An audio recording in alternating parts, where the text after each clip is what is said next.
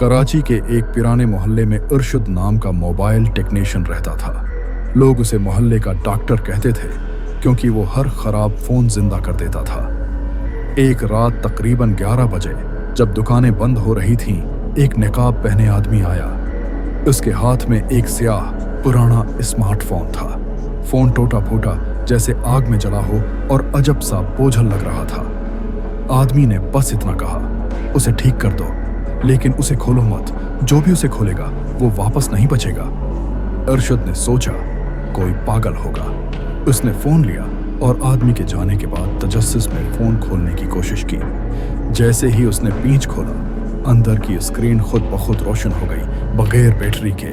इस पर एक रेडियो चलने लगी। रेडियो में वही दुकान नजर आ रही थी, वही टेबल और वही अरशद। लेकिन फर्क ये था कि वीडियो में अरशद के पीछे एक सियाह साया खड़ा था जो हकीकत में वहां नहीं था। अरशद के पसीने छूट गए। उसने घबरा कर फोन बंद करने की कोशिश की, मगर फोन बंद ना हुआ। अल्टा उस पर एक नया मैसेज नमूदार हुआ, तेरी मरम्मत खत्म, अगला नंबर तेरा है। इसी लम्हे दुकान की लाइटें झलमलाने लगे और उसके पीछे शीशे में एक धंधला चेहरा उभरा। वो चेहरा बिल्कुल अरशद का हमशक्ल था, बस आंखें सफेद और खाली थी।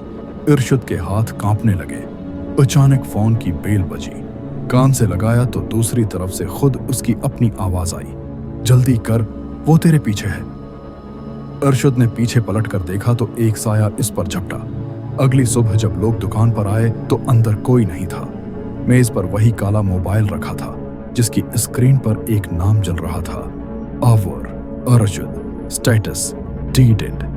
अब मोहल्ले में मशहूर है कि रात गए जो भी उस फोन को छूता है उसकी मरम्मत अधूरी नहीं रहती, बल्कि उसकी जिंदगी खत्म हो जाती।